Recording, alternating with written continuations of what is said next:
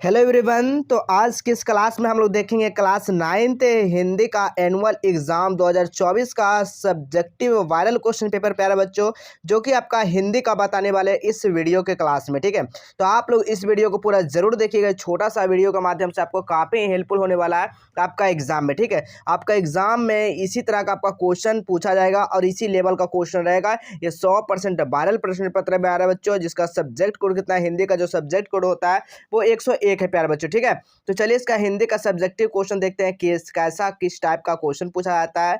चलिए तो ठीक है, तो यहाँ पर देखिए सबसे पहले आपको क्या रहेगा, यानी कि बी यानी कि यहाँ पर वास्तुनिष्ठ प्रश्न तो पहला में दिया रहेगा और खंड बा में जो रहेगा वो यानी सब्जेक्टिव क्वेश्चन आपका पूछा जाएगा। ठीक है, यानी कि विषय निष्ठ प्रश्न पूछे जाएंगे। तो देखिए पहला में जो आपका दिया रहेगा ना प्यारे बच्चों, इसको पहले समझना होगा। ठीक है, पहले क्या रहेगा आपका कि निम्नलिखित में से गद्यांशों में से किसी एक गद्यांश को पढ़कर नीचे दिए गए प्रश्नों को उत्तर देना है और प्रत्येक प्रश्न के 2 अंक होगा।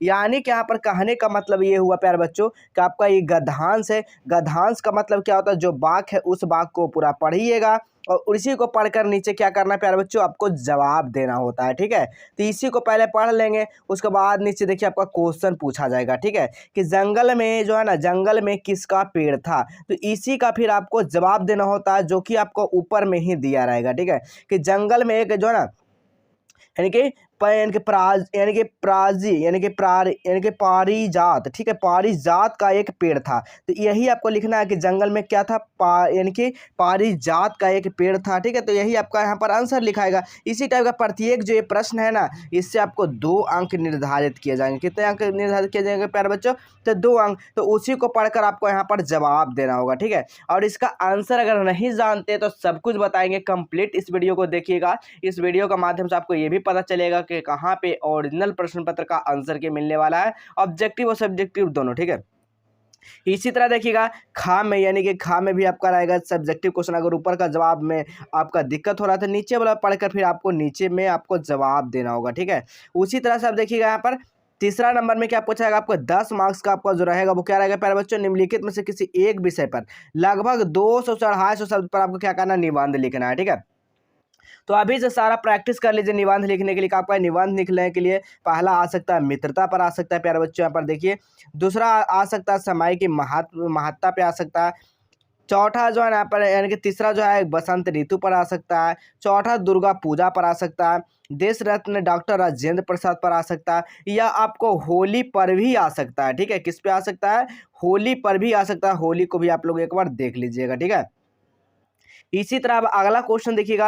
अगला क्वेश्चन यहाँ पर क्या आपसे पूछा जाएगा कि परीक्षा के बाद से पाठियों के साथ पर्यटन की अनुमति तथा रुपये के लिए बड़े भाई के पास एक पत्र लिखना है कि हम लोग जो है ना पर्यटन में घूमने के लिए जा रहे हैं, उसके लिए हमें रुपया यानी कि पैसा की जरूरत है। वो बड़े भाई पर क्या है कि लिखना, पत्र लिखना। ठीक है, तो आपको यहाँ पर 5 मार्क्स आपका यहाँ से कंप्लीट होगा। या तो अथवा में लिख सकते हैं संवाद, कोरोना महामारी के बारे में 2 मित्रों के बीच संवाद लिखना है, तो संवाद लिख सकते हैं। तो आपको संवाद कैसे लिखना होता है, तो आप समझिए कि ये आपका ए नाम हो गया, जैसे कुछ भी नाम है, यहाँ पर बी नाम हो गया, कुछ भी नाम है। ठीक है, तो ये बोलेंगे कि कोरोना जो है ना कहाँ से शुरू हुआ, तो ये जवाब देंगे कोरोना यहाँ से शुरू हुआ। इसको कैसे मतलब ठीक कर सकते हैं, तो फिर आपका बी का जवाब देगा। इस तरह से आप लोग यहाँ पर संवाद लिख सकते हैं प्यारे बच्चों। ठीक है, इसी तरह आप देखिए अगला देखिए। अब यहाँ पर क्वेश्चन क्या कहा जा रहा है आपसे, जो कि 2-2 मार्क्स का प्रत्येक प्रश्न रहेगा, जिसमें से आपको प्रत्येक प्रश्न में 2-2 अंक निर्धारित है। इसमें आपको 5 ही प्रश्न का जवाब देना होगा, जो कि आपका बुक से क्वेश्चन पूछा गया।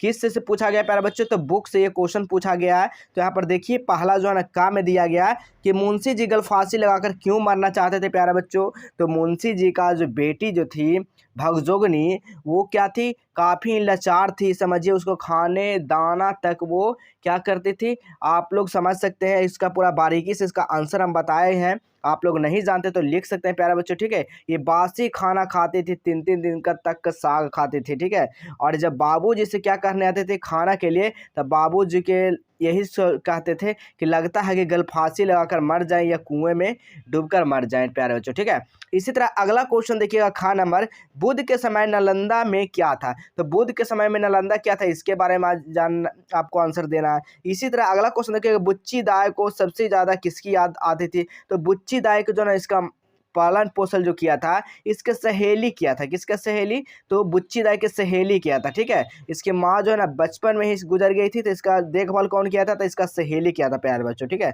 इसका सब कुछ आंसर डिटेल्स में बताने वाले, इसलिए आपको यहाँ पर अंतिम तक वीडियो को देखना है प्यारे बच्चों। ठीक है, अगला क्वेश्चन देखिएगा, कवि केदारनाथ अग्रवाल के मन में आज़ाद हिंदुस्तान की कैसी कल्पना है? इसके बारे में जवाब देना है। इसी तरह अगला क्वेश्चन, रवि की सवारी निकलने के पश्चात प्रकृति के उसका स्वागत किस प्रकार करती है? ये भी आप आंसर दे सकते हैं। कवि मंजन सच्चे प्रेम को क्या कसौटी बताई? इसके बारे में लिखना है। या तो आप अगर संस्कार गीत के बारे में जानते हैं तो ये भी आप लिख सकते हैं, या तो फिर से यानी कि समुद्रगुप्त। ठीक है, समुद्रगुप्त में कौन थे? ये किस वाद्य में बजाए जाने वाले प्रवीण थे? अगला क्वेश्चन है, मगहा में किस लोक नृत्य का चलन था? इसके बारे में लिख सकते हैं। या फिर अगला क्वेश्चन है, मधुबनी चित्रकला में कितने रूप प्रचलित है? इसके बारे में लिखना है। इसमें से कोई भी प्रश्न आपको आता है तो आप लिख सकते हैं। अब इसी तरह यहाँ पर देखिए क्या कहा जा रहा है, निम्नलिखित में से किसी एक प्रश्न का ही उत्तर देना जो कि 5 मार्क्स का होगा। ठीक है, तो यहाँ पर व्याख्या करना है। ठीक है, यानी कि 4 मन पाठ। ठीक है, का पैसा क्या हुआ, घर धरती पर पाव ही नहीं पड़ते, ये क्या व्याख्या आपको करना है, या फिर आपको ये व्याख्या कर सकते हैं। तो चलिए इसका सारा आंसर की जो है कहाँ आपको प्रोवाइड होगा। तो सबसे पहले काम क्या करना पड़ेगा बच्चों, आप लोग गूगल अपने फ़ोन में ओपन करना। ठीक है, जैसे ही गूगल को ओपन करिएगा, आप गूगल में आपको सर्च करने का बॉक्स आएगा, तो सर्च कर देना जस्टेबल एजुकेशन, आपको लिख देना है प्यारे बच्चों। ठीक है, जैसे आप लोग लिखिएगा तो इस तरह का आपका इंटरफेस देखने को मिलेगा। ठीक है, तो जैसे ही आप लोग यहाँ पर देखिएगा ना प्यारे बच्चों, तो इस वाले लिंक पर आप सभी को क्या करना है जी, क्लिक कर देना है। क्या करना है मेरे प्यारे बच्चों? क्लिक करना है। ठीक है, जैसे ही आप लोग यहाँ पर क्लिक करते हैं आपको नीचे आ जाना है। नीचे आने के बाद देखिए क्लास 9th का यहाँ पर एक सेक्शन दिखेगा। ठीक है, इसी क्लास 9th पे आप लोग क्या करिएगा, क्लिक कर दीजिएगा।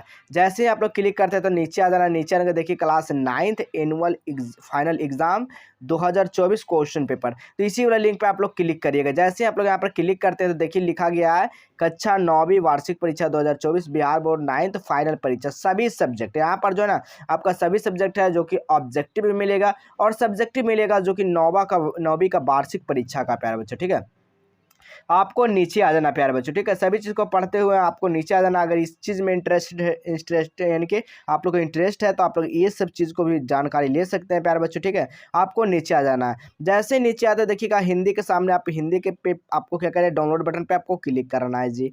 जैसे ही डाउनलोड बटन पे क्लिक करते हैं आपको नीचे आ जाना है। कक्षा 9वीं वार्षिक परीक्षा ऑब्जेक्टिव सब्जेक्टिव सब कुछ दिया गया है प्यारे बच्चों। ठीक है, अब यहाँ पर देखिए आपको क्या रहा, आपको बताया था कि ऑब्जेक्टिव का आंसर कि आपको जो ना यहाँ पर अपडेट किया जाएगा, जो कि परीक्षा से पहले पहले सब कुछ का यहाँ पर आंसर की अपडेट कर दिया जाएगा मेरे प्यारे लाल। तो आप लोग यहाँ से आकर देख सकते हैं बाबू। ठीक है, और नीचे आ जाना। नीचे आने के बाद देखिए यहाँ पर सब्जेक्टिव क्वेश्चन है, आपको बताए थे कि सब्जेक्टिव गद्यांश तो आप लोग खुद से ही क्लियर कर लीजिएगा। अब यहाँ पर एक विषय पर लगभग आपको निबंध लिखना है, 200 से 250 शब्द पर निबंध लिखना है। तो हमने यहाँ पर बसंत ऋतु पर लिख दिया प्यारे बच्चों, जो कि आपको लिखना है किस तरह से, तो लिख चलिए यहाँ पर समझा देते हैं कि लिखना है आपको पहले कि बसंत ऋतु भारत की 6 ऋतुओं में से एक ऋतु है। यानी कि कहने का मतलब हुआ कि 12 साल में जो होते हैं 12 महीना होते हैं, जिसमें से 6 महीना यानी कि भारत का 6 ऋतुओं में से एक ऋतु है। यानी 12 महीना में 6 ऋतु होता है, जिसमें से इस 6 ऋतुओं में से एक ऋतु क्या हमारा जो है भारत बसंत ऋतु है। ठीक है, यह एक ऋतु जिसका आगमन फरवरी मार्च और अप्रैल महीने के मध्य में होता है प्यारे बच्चों। इस ऋतु आते ही प्रकृति अपने सबसे सुंदर रूप में आ जाती है। इस ऋतु के दौरान प्रकृति सौंदर्य देखते ही बनता है और हिंदू पंचांग के वर्ष का अंत प्रारंभ बसंत ऋतु में होता है। बसंत ऋतु सर्दी के मौसम के बाद आती है, इसलिए इस ऋतु में ठंडे कम हो जाते हैं और पेड़ों में नए हरे भरे पौधे आ जाते हैं। आम के पेड़ों पर यानी कि बौरों से लद जाते हैं। खेतों में सरसों पीले पीले फूल दिखाई देने लगते हैं, पुष्पों की कलियां खिलने लग जाती है। बसंत ऋतु को ऋतुओं को राजा कहा जाता है क्योंकि इस समय मनुष्य पक्षी पेड़ पौधे सभी जीव नई ऊर्जा नया उत्साह के साथ ताज़ा मौसम में आनंद लेते हैं। ठीक है, इस तरह से आप लोग लिख दीजिएगा 250 शब्द में। अब यहाँ पर देखिए क्वेश्चन आंसर जो आपका पूछा गया था कि बुक से जो क्वेश्चन आंसर रहा, ये आपका कहाँ से क्वेश्चन रहेगा प्यारे बच्चे, तो बुक से क्वेश्चन रहेगा। ठीक है, तो लिखना है मुंशी जी गल फांसी लगाकर क्यों मारना चाहते थे प्यारे बच्चों। ठीक है, तो आपको लिखना है किसी दिन भर जब घूम घूम कर शाम को भगजोगनी पास आकर धीमी आवाज़ में मुंशी जी से कहती थी कि बाबूजी भूख लगी है, कुछ तो खाना दे दो। उस वक्त मुंशी जी को जी चाहता था कि गल फांसी लगाकर मर जाऊं और किसी कुएं तालाब में डूब मरो। ठीक है, इसी तरह अगला क्वेश्चन देखिएगा, बुद्ध के समय नालंदा में क्या था प्यारे बच्चों, तो लिखना है बुद्ध के समय नालंदा में इनके प्रवाजिक का आम्रवन था। क्या था, प्रवाजिक का आम्रवन था। अगला क्वेश्चन है, बुच्ची दाई सबसे ज्यादा किसकी याद आती थी, तो बुच्ची दाई को जो है सबसे ज्यादा सहेलिया माँ की याद आती थी, क्योंकि उसका सहेलिया माँ बुच्ची दाई की दूसरी माँ है जिन्होंने अपने स्तनों का दूध पिलाकर जिंदा रखा था, इसलिए उसे ज्यादा याद करते हैं। अगला क्वेश्चन देखिएगा, कवि केदारनाथ अग्रवाल के मन में आज़ाद हिंदुस्तान कैसी कल्पना थी, लिखना है आज़ाद भारत की कल्पना में करते हुए कवि कहता है कि कलेश रहित भारतीय जीवन हो, किसी भी तरह की पीड़ा कष्ट ना हो। ठीक है, या ना रहे। इस तरह का आप लोग आंसर लिख सकते हैं। अगला क्वेश्चन है, रवि की सवारी निकलने के पश्चात प्रकृति को उसका स्वागत किस प्रकार करती है प्यारे बच्चों, तो लिखना है रवि की सवारी निकलने के पश्चात प्रकृति को उसका स्वागत राजा की तरह करती है, आप लोग लिख सकते हैं।